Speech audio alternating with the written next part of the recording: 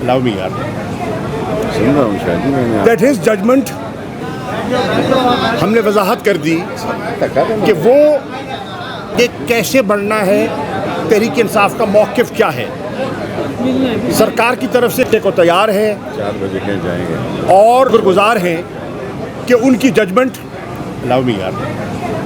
सुन रहा हूँ शायद मैंने That his judgment has finality और वो जजमेंट कायम है। आज मैंने फाजिल बेंच के सामने पाकिस्तान तहरीक इंसाफ का मौक़िफ़ पेश कर दिया।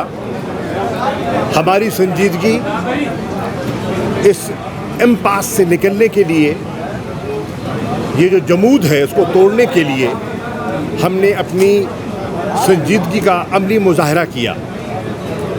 मैंने फाजिल बेंच की खिदमत में जो मारूज़ात पेश की उसमें मैंने ज़िक्र किया कि जब उन्होंने पिछली नशिस्त में हमें मोहलत दी थी वक्त की, जो पीडीएम की सरकार ने मांगा था, हमने नहीं, पीडीएम की सरकार ने मांगा था और उनके कहने पर 4 बजे का वक्त का तयन हुआ था और हमने आमादगी ज़ाहिर की और वो फिर 4 बजे अदालत में पेश नहीं हुए।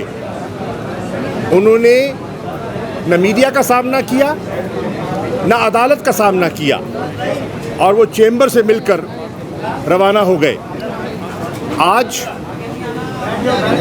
हमने वजाहत कर दी कि वो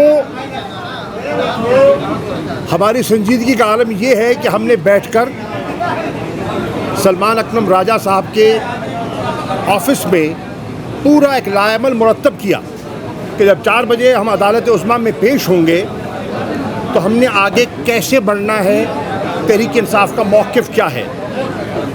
सरकार की तरफ से कोई जवाब नहीं था। आएँ बाएँ शाएँ उन्होंने तब भी की और आज भी की।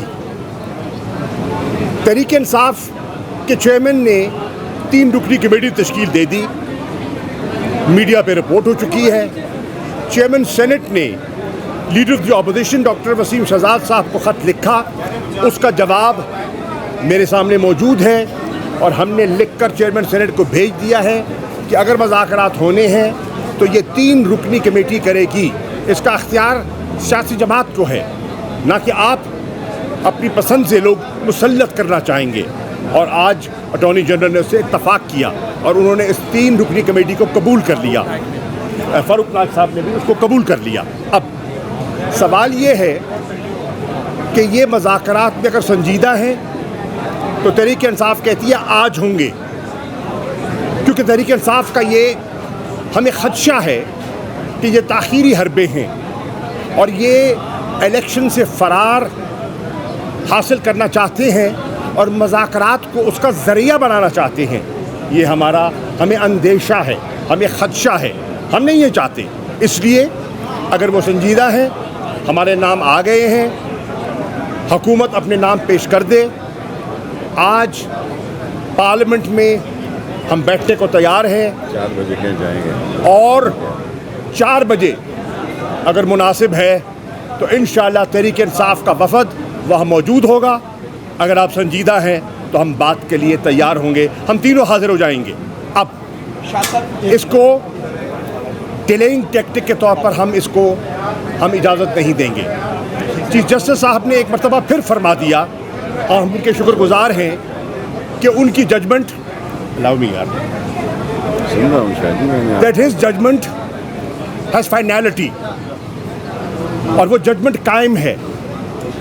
आइन वाज़े है। सुप्रीम कोर्ट का फैसला जितने लॉ नोइंग लोग हैं वो समझते हैं। अब ये उन्होंने एक रास्ता दिया है, सियासी क़यादत का इम्तहान है कि वो आइन पे चलना चाहते हैं या आइन से रुख मोड़ना चाहते हैं। वो आइन का हिफाजत करना चाहते हैं, भुट्टो के नवासे की पार्टी आइन का दिफा करना चाहती है या आइन पर हमला करना चाहती है। 1997 की तारीख दोहराना है या एक नए बाब का आगाज़ करना है, ये आज फैसला होगा। और तहरीक इंसाफ आइन की पाबंद है, हमारी जद्दोजहद रूल ऑफ लॉ की है। कानून की हुक्मरानी की है और 14 मई अगर कंसेंसस नहीं हो पाता तो 14 मई को इंतखाबात होने हैं। हमने अपने टिकटिंग प्रोसेस मुकम्मल कर लिया। इलेक्शन कमीशन ने फाइनल लिस्ट कैंडिडेट्स की आवेज़ा कर दी। इलेक्शन सिंबल अलॉट हो गए हैं और अब इस पर मज़ीद आएँ बाएँ शाएँ नहीं हो सकती। देखते हैं अब पीडीएम सरकार के असल जो है उनका रंग क्या है वो आज सामने नज़र आ जाएगा। दो बातें मैं ये